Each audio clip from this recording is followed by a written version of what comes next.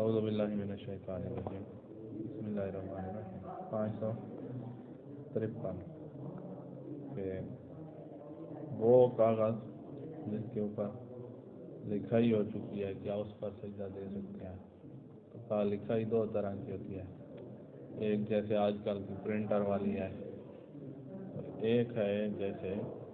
جس سیاہی کا اپنا جرم ہے جو ہماری پیشانی اور سجدے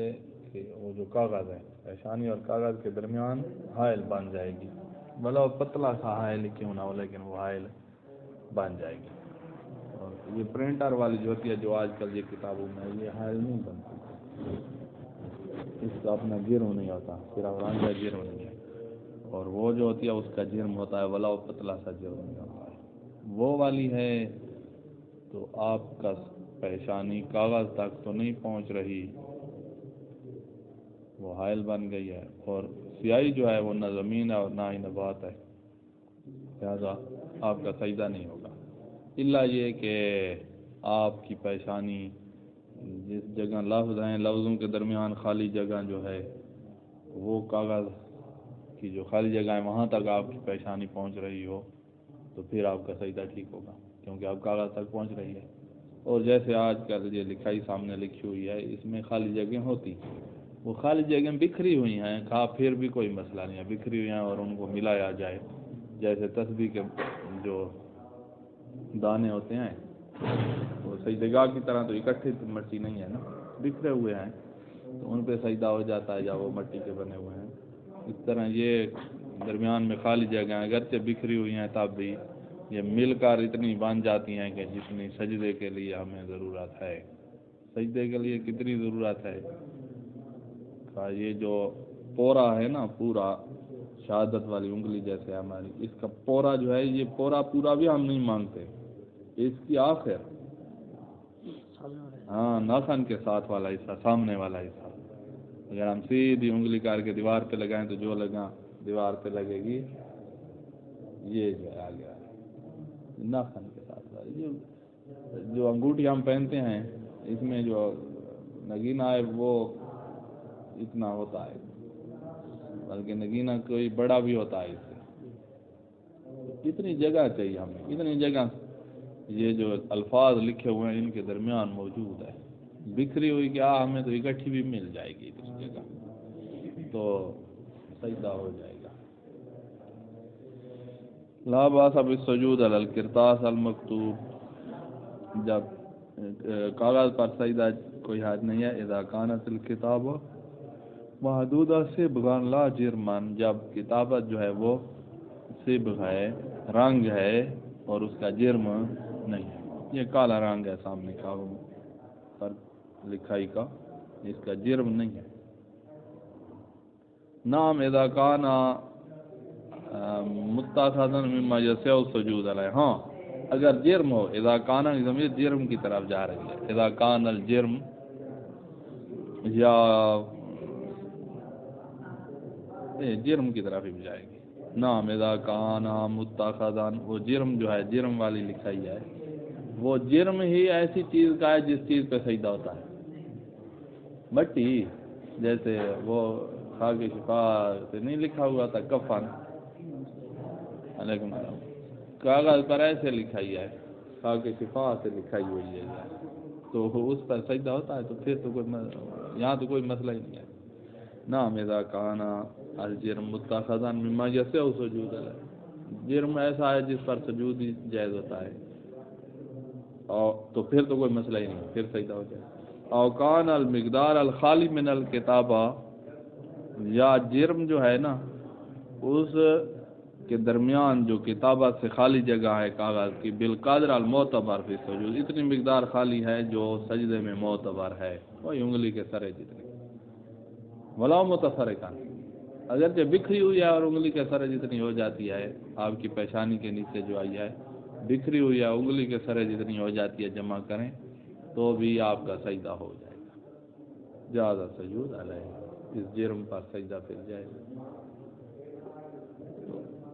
صرف اس صورت میں آپ سجدہ جائز نہیں ہوگا جب کاغذ پہ ساری کوئی اس طرح جرم ہے لپائی ہوئی ہے اور کوئی جگہ درمیان میں خالی متفرق شکل میں بھی نہیں ہے، اور وہ جرم بھی رکھتی ہے سیاہی جو ہے وہ اس طرح والی بھی نہیں ہے جیسے ہمارے آج کل والے کاغذ ہیں، پھر جا کے کوئی صورت ہے واضح. ٹھیک ہے. تقیہ کی صورت میں جو اصل نماز ہے اس سے ہٹ کر تقیہ والی نماز تقیہ کی صورت میں جائز ہوتی ہے، اور پیچھے ہم پڑھ چکے ہیں کہ تقیہ ایسا مسوغ ہے کہ اس میں یہ بھی ضروری نہیں ہے کہ آپ تھوڑا انتظار کریں لوگ چلے جائیں گے، آپ ان کے ہوتے ہوئے تقیہ والی پڑھ سکتے ہیں، بدار جائز ہے اس میں. اور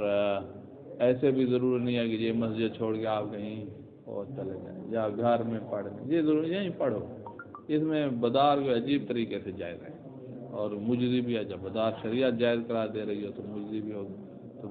بدار جائز اور مجزی بھی ہے. ہاں تقیہ والے شخص کو ایسی چیز معاف نہیں ہوگی جو مضطر کو معاف نہیں ہوتی، مثلا رکوع کا ترک کرنا، کسی مضطر کو بھی رکوع ترک کرنے کی آپ اجازت نہیں، تو لہٰذا اس تقیہ والے کو بھی ہم مثلا کسی ایسی جگہ نماز پڑھا ہے نا جس فرقہ والے رکوع کرتے ہی نہیں ہیں، تو ایسا نیا فرقہ وجود میں آ سکتا ہے، اور اس نے رکوع کیا تو اس کو ماریں گے تو یہ سیدھا قیام سے سجدے میں جاتا ہے، تو ہم کہیں گے کہ یہ والی تقیہ والی نماز کافی نہیں ہے، یہ تقیہ والے کو معافی نہیں ہے یہاں پر روکنے کی. اس کے علاوہ معافی ہم بات کر رہے ہیں سجدہ کی، تو قالین پہ سجدہ کرتا ہے، ہماری بات سجدہ میں ہو رہی تھی. تو تقیہ ہے قالین پہ سجدہ کرے گا تو کرتا جائے، اور اس کے لیے ضروری نہیں ہے کہ انتظار کرے گا لوگ چلے جائیں گے اس کے بعد اپنی سجدہ گاہ نکالوں گا، یا یہ جگہ چھوڑ کے کسی اور مسجد میں چلا جائے وہاں اپنی سجدہ گاہ، یہ ضروری نہیں، قالین پہ ہوتا ہے. اذا لم یتمکن من السجود علی ما یصح سجود علیہ، اگر یہ ما یصح پر قادر نہیں ہے لتقیۃ تقیہ کی وجہ سے، جاز لہ السجود علی کل ما تقتضی التقیہ، جس کا تقیہ تقاضا کر رہا ہے ان تمام چیزوں پر اس کے لیے سجدہ کرنا جائز ہے. ولا یجب التخلص منہا، تقیہ سے بچنے کے لیے واجب نہیں ہے الذهاب الی مکان آخر، کسی اور جگہ. کما لا یجب تاخیر الصلاۃ الی زوال موجب التقیہ، سبب تقیہ کے زائل ہونے تک نماز کو مؤخر کرے، یہ بھی واجب نہیں ہے، ابھی پڑھ سکتا ہے قالین پہ سجدہ. اما اذا لم یتمکن لفقد ما یصح السجود علیہ او لمانع من حر او برد، اگر یہ تو تھا تقیہ، اگر وہ چیز ہی نہیں ہے جس پر سجدہ صحیح ہوتا ہے. اما اذا لم یتمکن، اگر قادر نہیں ہے لفقد ما یصح السجود علیہ، کیونکہ وہ چیز ہی نہیں ہے صحیح سجدہ کرنے پر قادر نہیں. لم یتمکن صحیح مطلوب سجدہ جو ہوتا ہے مٹی والا، زمین یا نباتات والا، وہ کرنے پر قادر نہیں ہے. کیوں قادر نہیں ہے؟ تقیہ نہیں ہے، یہ والی مشکل ہے. لفقد ما یصح السجود علیہ، کیونکہ وہ ہے ہی نہیں جس پر سجدہ صحیح ہوتا ہے. ایسی صورت میں پیچھے گزر چکا ہے کہ آپ کا سجدہ ہو جاتا ہے، دوسری چیز پر ہو جاتا ہے. او لمانع من حر او برد، یا سردی یا گرمی والی چیز مانے بن رہی ہے صحیح پتھر لیکن اتنا گرم ہے کہ پریشانی چل جائے، یا ہے صحیح کوئی چیز لیکن اتنی ٹھنڈی ہے کہ آپ کا نقصان ہو جائے گا. تو فقط مرا تقدم القیر وظیف، یہ پیچھے گزر چکا ہے کہ مجبوری اضطرار والی صورت میں یہ کیر اور ضفت جو تھے نا، تارکول اور فیروزہ، یہ دوسری چیزوں پر مقدم تھے. علی غیر آئندہ دن، جب یہ والی اضطرار ہے نا تقیہ کے علاوہ والا اضطرار ہے، سردی گرمی والا، یا وہ ہے ہی نہیں مٹی وغیرہ، تو پھر کیر اور ضفت جو تھے وہ مقدم تھے دوسری چیزوں پر. دوسری چیز یعنی قالین، اس قالین پر سجدہ دینے کی جگہ پھر وہ سامنے جو تارکول ہے اس پہ سجدہ دی. ٹھیک ہے. وما عدم امکان سجود علیہ، اور جب ان پر سجدہ ممکن ان پر بھی نہ ہو علیہا یعنی نکیر پہ نہ رفت پہ، جاز سجود علی ای شائن طاہر، کسی بھی پاک چیز پر سجدہ کر سکتے، یہ قالین پہ کر سکتے۔ میں انکان علاوہ استحباباً تقدیم و صوب مطلق ہے، اگرچہ احتیاط مصاب ہے کہ کپڑے کو تمام صورتوں میں مقدم کرے، سب چیزوں پر مقدم کرے، ایک قالین یہ والی ہو یا مثلا پلاسٹک ہے یا کوئی ایسی اور چیز ہے جس پہ سجدہ صحیح نہیں ہے، ان سب پہ پھر کپڑے کو مقدم کرے، کپڑے پہ سجدہ۔ ہاتھ پہ سجدہ کر رہے تھے لوگ، اس پر بھی بہتر یہ احتیاط مصاب یہ ہے کہ کپڑے پر کرے، قالین، ہاتھ، پلاسٹک ان پر کرنے کی جگہ کپڑے پر کرے، یہ بہتر ہے، ورنہ ان پر بھی کر سکتا ہے، احتیاط مصاب ہے۔ اب کیا نتیجہ نکلا، یہ مسئلہ سمجھ آ گیا؟ تکیہ والا مورد ہے تو بدار شدار سب جائز آپ کر سکتے، تکیہ کے علاوہ کوئی اور مجبوری ہے تو پہلے کیر و زفت مقدم، اگر وہ نہیں ہے آپ کے پاس، مسجد میں کہاں تار کھول پڑی ہے آپ، یا وہ علاقہ ایسا ہے وہاں تار کھول ہے ہی نہیں، برف ہی برف ہے صاحب، اور اندر جو ہے یہ کالی کاغذ شاغذ ختم، کچھ بھی نہیں ہے، تو اب کیا کریں؟ جب آپ کی یہ حالت ہو گئی ہے تو پھر آپ تکیہ کے علاوہ آپ کی مشکل ہے، آپ اسی قالین پہ سجدہ کر سکتے ہیں، ہاتھ پہ بھی کر سکتا ہے انسان، اور کیا تھی پلاسٹک ہے وہاں مثلا مسجد میں اس پہ بھی کر سکتے، بہتر یہ ہے کہ کپڑے پہ کر، کپڑے رومال وغیرہ رکھ بہتر ہے۔ اچھا فرض کرو کہ وہ جو گیلی مٹی ہوتی ہے، بلکہ واہل جو ہے کیچڑ ہے اور کچھ بھی نہیں، گارا جسے کہتے ہیں کیچڑ، گارا وہ ہے اور کچھ نہیں ہے، یا خشک مٹی ہے ایسی وہ پسی ہوئی جیسے کہ اس پر سر رکھو گے تو وہ نیچے دھنستا جائے گا، اس طرح کی ہے، یا کیچڑ پہ سر رکھو گے تو نیچے ہی جائے گا، ایک جگہ ٹھہرے گا نہیں، تو ان پہ سجدہ کا کیا حکم ہوگا؟ مجبوری کی صورت میں، اضطرار کی صورت میں ان پہ سجدہ ہو جاتا ہے، بھائی استقرار حاصل کرو، اور اگر استقرار حاصل ہو ہی نہیں سکتا، فرض کرو ایسے ہو استقرار حاصل ہو ہی نہیں سکتا، تو پھر استقرار بھی ایسی چیز ہے جو مضطر سے ساکت ہو جاتی ہے، تو پھر بغیر استقرار کی نماز ہو جاتی ہے مجبوری کی صورت میں، تو لہذا یہاں سجدہ جائز ہوگا۔ ہاں جب سجدہ پہلے سے اٹھے گا تو دوسرے سجدے میں جانے سے پہلے پیشانی کو صاف کر لے گا، کیونکہ سارا کیچڑ تو وہ پیشانی پہ لگا ہوا ہے، جیسے سجدے گا ہمارے پیشانی پہ چمٹ جائے، گرمیوں میں چھوٹی سی ہو تو چمٹ جاتی ہے، تو آپ دوسرے میں جانے سے پہلے اس کو اتار کے پھر سجدہ کریں، نہ کہ اس سمیت کا کیا مطلب ہوگا کہ آپ کے مسجد اور ہوگا اور یہ اور چیز سمجھی ہوئی ہے،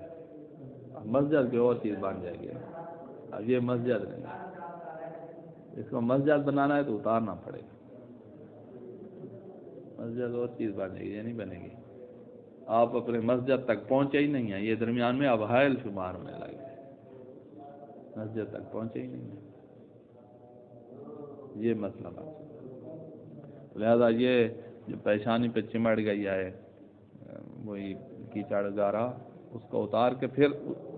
آگے بھی گا رہا ہے اس پر بھی سجدہ کرنا ہے، تو وہ آپ زمین پر تو سجدہ کر رہے ہیں نا، اس صورت میں وہ حائل بن رہا تھا، نہیں کر رہے، دیکھیں لا يجوز السجود علی الوحل او التراب اللذین لا یحصل تمکن الجبہہ فی السجود علیہما، ایسے گارے ایسے مٹی پر سجدہ جائز نہیں ہے جس پر تمکن حاصل نہ ہو، پیشانی کا ٹھہرنا حاصل نہ ہو، پیشانی دھنستی ہی جائے۔ وَإِنْ حَاصَلَ التَّمَكُّنُ، اگر تمکن حاصل ہوتا ہے تو پھر جائز ہے، گیلی مٹی پہ سجدہ ہو جائے گا، کوئی مسئلہ نہیں۔ وَإِنْ لَاصَقَ بِجَبْهَةِ شَيْءٍ مِنْهَا، پیشانی پر اگر کوئی چیز اس میں سے چمٹ جائے گی تو أَزَالَهُ لِلسَّجْدَةِ الثَّانِيَةِ، دوسرے سجدے میں جانے سے پہلے اس کا ازالہ کر لے گا جب اتنی ہے اذا کان مانعا من ان مباشرت الجبهہ للمسجد، جب اتنی مٹی چپڑی ہے نا پیشانی پہ کہ جو آپ کے مسجد اور آپ کی پیشانی کے درمیان حائل بن جائے گی تو پہلے اس کو اتارے گا، مانعا یعنی حائل بن جائے گی۔ اچھا، وَإِنْ لَمْ يَجِدْ إِلَّا الطِّينَ الَّذِي لَا يَحْصُلُ التَّمَكُّنُ فِي السُّجُودِ عَلَيْهِ، اگر اس گیلی مٹی کے علاوہ کوئی اور چیز ہے ہی نہیں کہ جس پر اس کو طمانینت اور استقرار حاصل ہوتا پیشانی کو، تو پھر اس کی مجبوری ہے، اور مجبوری کی صورت میں یہ طمانینت اور استقرار یہ ایسے واجب ہیں جو ساکت ہو جاتے ہیں، تو لہٰذا یہ ساکت ہو جاتا ہے۔ ان لم یجد، اگر نہیں پاتا الا الطین الذی لا یحصل التمکن فی السجود علیہ، جس پر سجدہ کریں تین پر، تو تین کے علاوہ کچھ نہیں ہے، تین یعنی گیلی مٹی کہ جس پر تمکن استقرار طمانینت حاصل نہیں ہوگی، تو اس کی مضطر ہے تو سجد علیہ من غیر تمکن، تو پھر بغیر استقرار کے بغیر طمانینت کے اسی پر سجدہ دے دے گا، اور اس مجبوری کی صورت میں طمانینت ساکت ہو جائے گی، جس طرح کہ ہر مجبوری کی جب بھی مجبور ہو تو ہر قسم کی طمانینت استقرار ساکت ہو جاتا ہے۔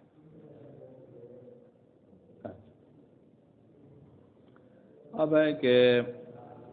ایک بندہ نماز پڑھ رہا ہے، سارا کیچڑ ہے، آپ اس کو کہو گے بھائی سجدہ کرو، رکوع تو یہ کر لے گا، کپڑے خراب نہیں ہوں گے، خود خراب نہیں ہوں گے، آپ اس کو کہو گے سجدہ کرو تو یہ جب ادھر جائے گا اور اٹھے گا تو سارا جو ہے نا لت پت ہوگا، تو ایسی نماز اس کو کیوں پڑھاتے ہو؟ آپ کہو گے سجدہ ہی نہ کرو، اشارے کر لیں۔ تو کہا بندے دو طرح کے ہوتے ہیں، ایک ہے کیچڑ میں لت پت ہوگا تو کوئی مسئلہ بھی نہیں ہوگا، کوئی بھی اس پر باتیں نہیں کرے گا، وہ رہتا ہی ایسے ہے، اس کی شان ہی ایسی ہے، تو اس کو تو ہم کہیں گے کہ سجدہ کرو۔ ایک ہے صاحب شان ہے، وہ سارا جو ہے نا لت پت ہوا تو اس کے لیے توہین ہوگی، اس کے لیے مشکل بنے گی، تو پھر اسلام اس طرح تو نہیں چاہتا کہ لوگوں کی توہینیں ہوگی، تو لہذا سجدہ کرنے والا حکم اشارے میں تبدیل کر دے گا، تو رکوع کر لے اس کے بعد سجدے کا اشارہ کر لے، یہ جس کی توہین ہوتی ہے اس طرح کا، حتیٰ کہ ہوتی ہے اتنی کہ حرج اس کے لیے بن جائے، تو حرج پھر اسلام میں نہیں، اسلام اپنے احکام نافذ کر اتنی حد تک بھی نہیں کرتا کہ حرج لا دے، بس کتنے آپ پڑھتے پڑھتے آپ روزانہ کچھ نہ کچھ آ جاتی ہے حرج والی بات، تو حکم ساکت، نہیں تو ہر ہفتے تو آ رہی ہیں حرج حرج حرج حرج، حکم ساکت، یعنی حرج سے مراد وہ بات ہوتی ہے جو انسان جس کا عرف کہتا ہے بھئی اتنی بھی اسلام میں سختی نہیں ہے، جتنی تم اپنے اوپر ڈالے ہوئے ہو اتنا تو اسلام سخت نہیں ہے، ایسے والی باتیں جب ہونے لگ جائیں نا تو وہ حرج بن رہی ہوتی ہے۔ اذا کانت الارض ذات تین، گیلی مٹی ہے، بحیث یا تلطخ بدن ہوا ثیاب ہو، اذا صلی فیہا، جب وہاں نماز پڑھی تو اس کا بدن جو ہے وہ لت پت مٹی سے گارے سے ہو جائے گا، جب نماز پڑھی ایسی صلاۃ المختار، جسے صلاۃ مختار کہتے ہیں، یعنی سجدہ دے، یہ والا سجدے اس سے کروائے تو پھر تو یہ سارا متلطف ہو جائے گا کیچڑ سے، وکانا ذالک حرجیان علیہ، اور یہ کیچڑ متلطف بنا اس کے لیے حرج کا سبب بنے گا، تو صلی مومن للسجود، سجدے کے لیے اشارے کرے گا، ولا یاجب علیہ الجلوس للسجود ولا للتشہد، سجدے کے لیے آپ بیٹھنا اس پر واجب نہیں ہے، نہ سجدے کے لیے نہ تشہد کے لیے، کھڑے ہو کر رکوع اور باقی اشارے۔ نماز کے دوران جو ہے وہ جو گزرا نا کوئی بچہ وغیرہ پاؤں لگا اس کا سجدے کا کہ وہ چلی گئی، اب جیب میں کاغذ ڈھونڈے بھائی، ادھر ادھر تھوڑا سا حرکت تھوڑی کرنی پڑ جائے تو کوئی مسئلہ نہیں ہے، تھوڑی حرکت کر لے، کہا بہت دور چلی گئی ہے، ادھر ادھر بھی کچھ نہیں اور کاغذ بھی نہیں، میں خالی ہوں، تو انگوٹھی دیکھو بھائی، انگوٹھی کے نگینا ہو تو یہ بھی ایک نگینا ہو، شیشہ نہ ہو نا، تو بھی کام چل جائے گا، وہ بھی نہیں ہے، تو پھر تو کوئی ایسی چیز اس کے پاس ہے ہی نہیں جس پہ سجدہ ہو، تو یہ آپ قالین پہ ہی سجدہ کر لیں گا، اور اس کا قالین پہ ہو جائے گا، مجبوری۔ اذا کانت اذا استغل بالصلاۃ نماز مشغول ہے فی اثناء فقد ما یسع سجود علیہ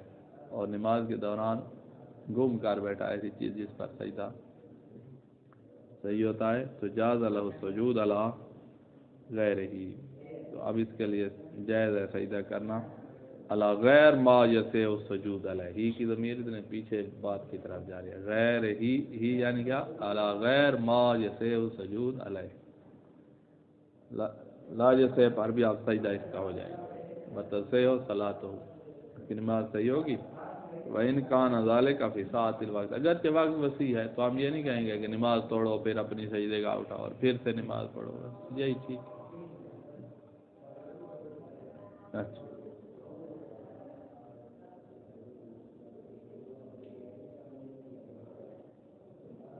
اب ایک بندے نے سجدہ کیا، غفلت تھی اس کو، وہ سجدگاہ کی جگہ اس پر سر رکھ بیٹھا قالین پہ، سجدہ تو ہو گیا، اٹھا کے پھر ادھر کرتا ہے اور پھر یہ 3 سجدے بن جائیں گے، یہاں سر رکھ لیا اور اب اس کو یاد میں تو بھول کے قالین پہ سجدہ کر دیا، اب ہم کہیں گے کہ اگر ذکر اس نے پڑھ لیا ہے نا تو سجدہ تو ہو گیا مکمل، یہ ذکر کے بعد یاد آ رہا ہے تو پھر تو سجدہ مکمل ہو گیا، سر اٹھائیں ختم۔ اور اگر ذکر سے پہلے اس کو یاد آ جائے کہ میں تو لا یسع پہ سجدہ کیا ہوں، تو پھر ہم کہیں گے کوئی ساتھ یسع والی چیز ہے جس کی طرف کھینچ آ کے پیشانی لے آئے تو اٹھائے بھی نہیں اور یسع پہ بھی آ جائے۔ اب سجدے گاہ پہ تو کھینچ کے نہیں لایا جا سکتا، اس کا عجم ہوتا ہے، کاغذ ساتھ پڑا ہے، کھینچ کے ادھر لے آئے کاغذ کے اوپر، تو یہاں پیشانی اٹھانا بھی صدق نہیں کر رہا اور یسع پر بھی آ گیا ہے، تو یہ کام پھر اس نے کرنا ہے۔ اگر غفلتاً قالین پہ سجدہ تو کاغذ کی طرف کھینچ کے لے، کاغذ نہیں ہے اور سجدگاہ کی طرف کھینچے بھی صحیح تو اٹھانا پڑے گا وہاں پر، تو کھینچ کے والی صورت نہیں بن سکتی، اگر بن سکتی ہے تو بنا لینا بھائی، میں یہ سمجھے ہوا ہوں کہ سجدگاہ موٹی سی ہو تو وہ کیسے بنے گی، پیشانی کہ بن جائے گی، اگر بن جاتی ہے اٹھائے نہیں کھینچ کے لے آ سکتے ہو تو لے آؤ، واجب ہے پھر لے آنا، اگر نہیں کھینچ سکتے کھینچ کے یسع پر لانا ممکن نہیں ہے تو پھر آپ اسی پہ ہی، اب آپ پھر اضطرار بن گیا ہے، کیونکہ اگر اٹھاتا اور پھر 2 سجدے دیتا تو یہ 3 ہو جاتے، تو اگر واجب ذکر پڑھ چکا ہے تو پھر تو مزے ہی پڑے، نہیں تو پھر کھینچتا رہے۔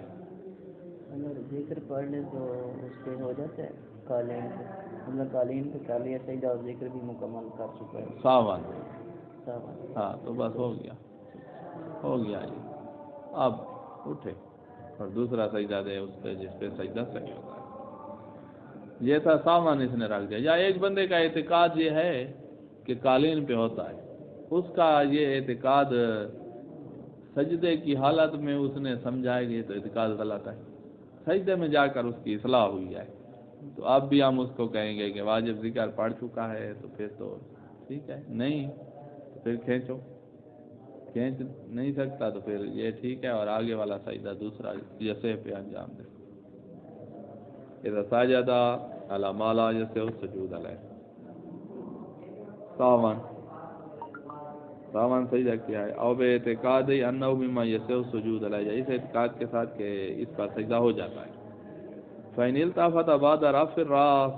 اگر سجدے سے سر اٹھانے کے بعد ملتفت ہوا ہے کہ بھائی میں تو صاف ہو گیا تھا تو اب تو سجدہ کر لیا ہے نا، اب کیا ہو سکتا ہے، یا اعتقاد میرا غلط تھا یہ ملتفت ہو گیا ہے، تو کہاں سے مزہ ولا شیال ہے، آگے سجدے میں جائے دوسرے میں اور پہلے سجدے والی غلطی کی کوئی اس پر کوئی چیز نہیں ہے کہ نماز باطل وغیرہ کچھ بھی نہیں ہے۔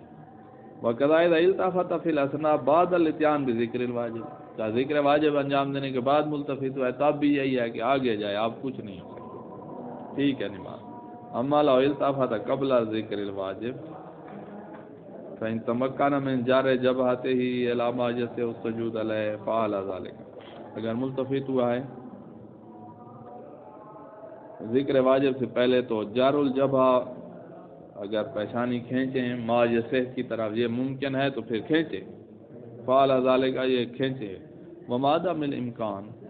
اگر ممکن نہیں ہے تو پھر یتیم سجدہ تو ہوا تو سے صلاح تو اپنے سجدے کو آپ مکمل کرے لا جیسے اور اس کی نماز صحیح ہو. یہاں آ کر سجدے کے احکام ختم ہو گئے ہیں. اب آگے آ رہی ہے مکان مصلی میں بات چل رہی تھی نا, آگے بات آئے گی کہ استقرار طمانینہ, جس جگہ آپ نماز پڑھ رہے ہوں وہ اس میں استقرار بھی ہو, ایسے ایسے ہل رہے اور آپ بھی گر رہے ہیں اور پھر اٹھتے ہیں پھر ہل جاتے ہیں, اور ایسی جگہ پہ پھر نماز نہ پڑھیں, گاڑی کو رکنے دو. گاڑی مثلا چل رہی ہے وہ ایسی سڑکوں پہ جیسے یہاں سے آؤ نا کوئٹے سے تفتان کی طرف, یہ والی ایسی ہی ہے نا, سیٹ پہ جو بندہ سکون نہیں ملتا کھڑے ہو کر نماز پڑھنے والے کی جو ہے نا کیا حال ہوگا. تو یہ والی باتیں اب آگے آ رہی ہیں, تو بس یہیں ٹھہر جاتے ہیں. الحمدللہ رب العالمین. اور ایک چیز بڑا ٹائم ہے, ایک چیز کا تھوڑی ٹائم نکالیں, روزانہ نکال سکے, روزانہ نکال بلکہ نکال سکتے, کیا واجب چیز ہے, واجب سے مراد یعنی ضروری چیز ہے. اپنا زندگی گزارنے کا طریقہ کار معین کرو,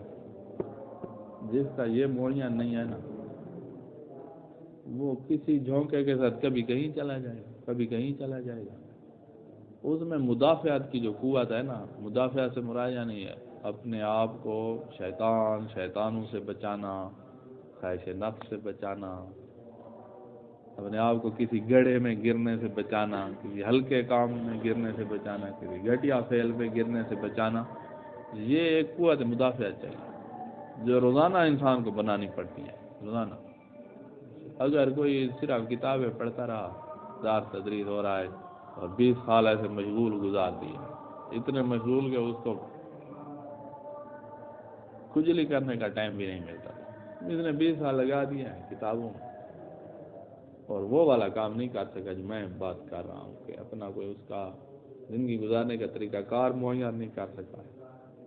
20 سال بعد بھی کسی ایسے کام میں گر جائے گا گھٹیا ہو, مذہب کی بھی توہین, اپنی بھی توہین, اور ایسے بندے سے اللہ نے کوئی وہ والے کام بھی نہیں لینے کہ لوگوں کو ہدایت, اس نے خود ہدایت حاصل کی نہیں, لوگوں کو یہ کیا دی جو خود نہیں جانتا.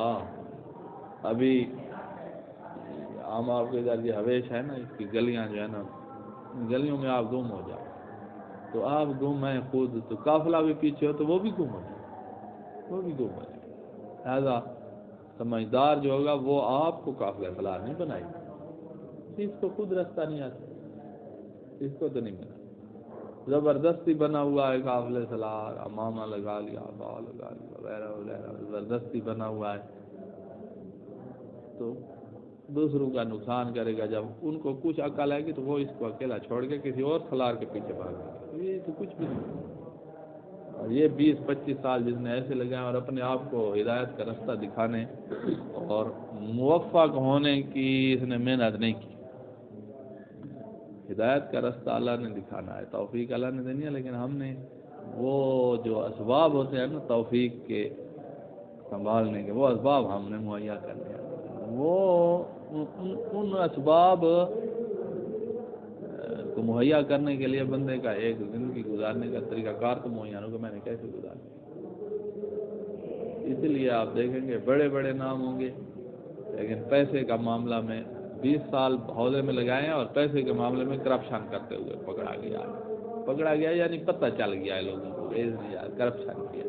مدرسے کے مال میں, کسی جیسے تنظیمیں ہوتی ہیں مذہبی ان کے مال میں کرپشن ہے. 20 سال عہدے میں کہا وہاں اس نے صرف پڑھا ہے, اس نے اپنے آپ کو اپنی ہدایت کے لیے اس نے کچھ نہیں کیا. یہ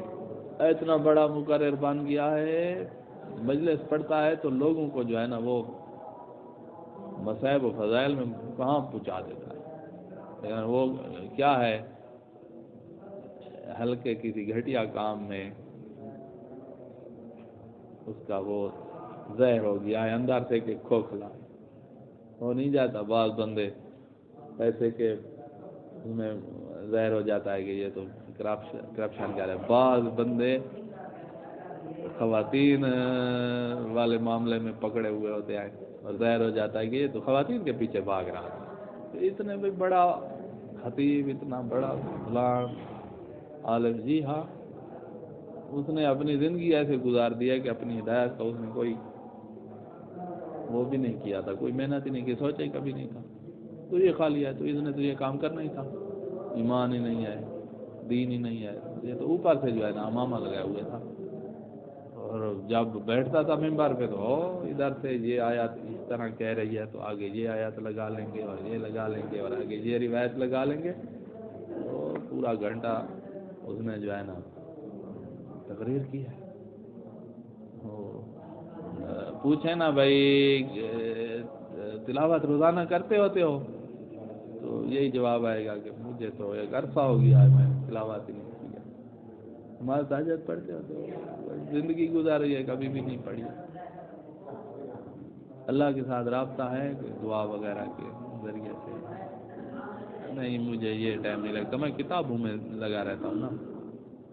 مخلوق کے خدا سے پیار، محبت، خدمت خلق کا جذبہ، یہ چیز ہے. میں نے تو اپنے بارے ہی ساری زندگی سوچا ہے، یہ چیزیں تو نہیں ہیں. پھر کیا ہے؟ اب جس نے ساری زندگی اپنے بارے میں سوچا ہے وہ قوم کے مال میں پھر خیانت بھی کرے گا. جس نے ساری زندگی اپنے بارے میں سوچا ہے تو وہ اپنی خواہشات کو دبا کے، اس نے دبائی بھی کبھی نہیں ہے تو اب کب دبائے گی؟ اب ایسے بندے کو خراب کرنے کے لیے شیطان کی ضرورت ہی نہیں. اس نے بنایا ہی اپنے آپ کو نہیں ہے کہ خراب کرنے کے لیے شیطان ہے. تو یہ بنانا اپنے آپ کو ہے نا، یہ والا اس کے لیے محنت کرنی پڑے گی. جو نہیں بنا سکتا وہ کچھ بھی نہیں. جب اپنے آپ کو نہیں بنا سکتا ہے تو دوسروں کے لیے تو کچھ بھی نہیں کر سکتا. خام خواہ کا لباس جو ہے نا پہنے ہوئے، خام خواہ،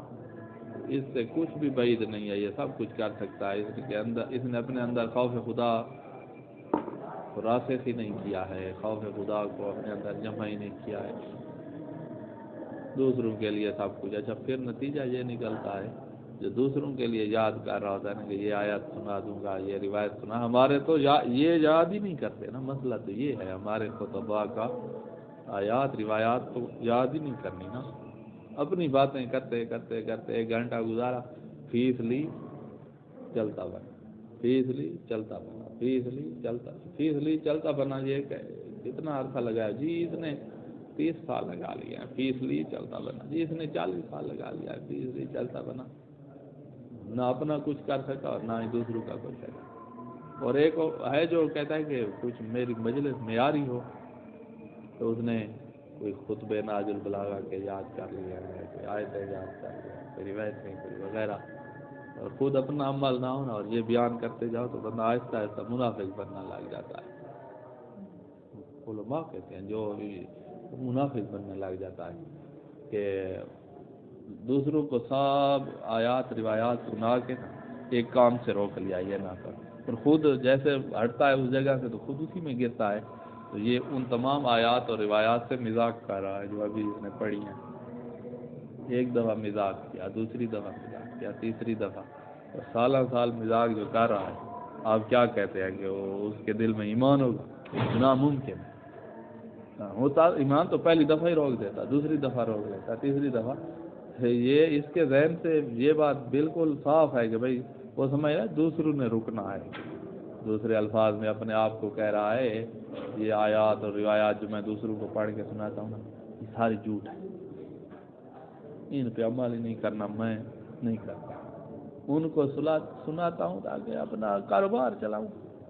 یہ اپنے کاروبار کے لیے ان کو سنا رہا ہے. اندر اندر سے کہتا ہے سب جھوٹ ہے، کچھ بھی نہیں. یہ مصیبت پڑ جائے جب جھوٹ بندہ کہہ رہا ہو اندر سے اور اوپر سے پڑھ کے سنا رہا ہو. منافق یہی نہیں اور کون ہے؟ یہی تو منافق. تو اگر اپنا طریقہ کار وضع نہیں ہے زندگی گزارنے کا اور اس طریقہ کار کے مطابق نہیں گزر رہی تو ان مصیبتوں میں انسان خود بخود گرے گا. منافقت میں گرے گا، مالی کرپشن میں گرے گا، جنسی غیر شرعی تعلقات میں گرے گا. ہاں گرے گا.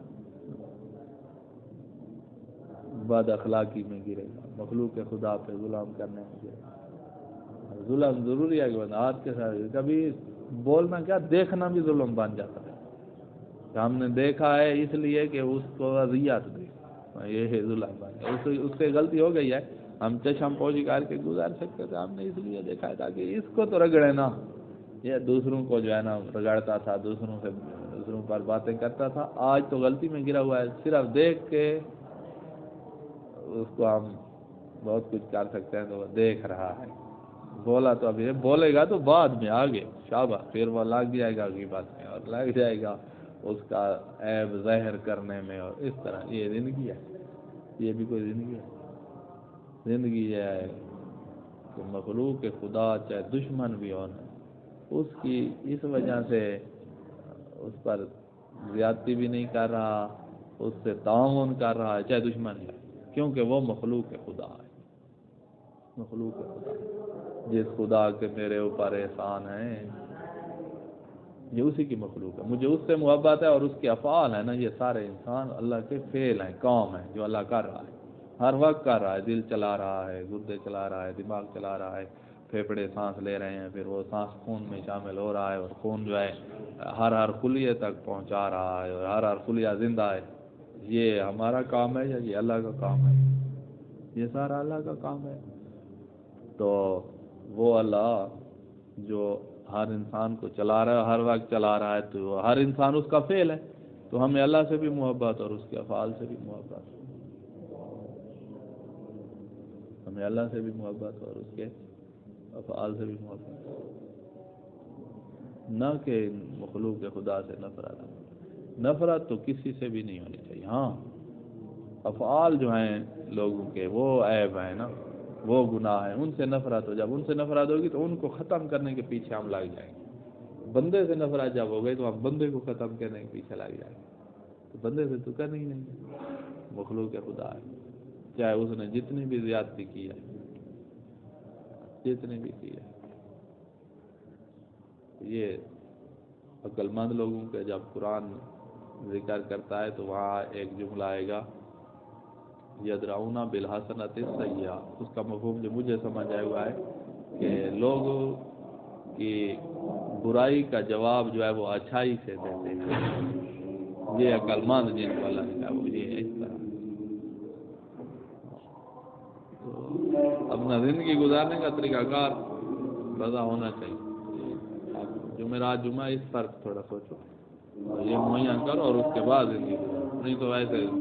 ضائع ہو جائے۔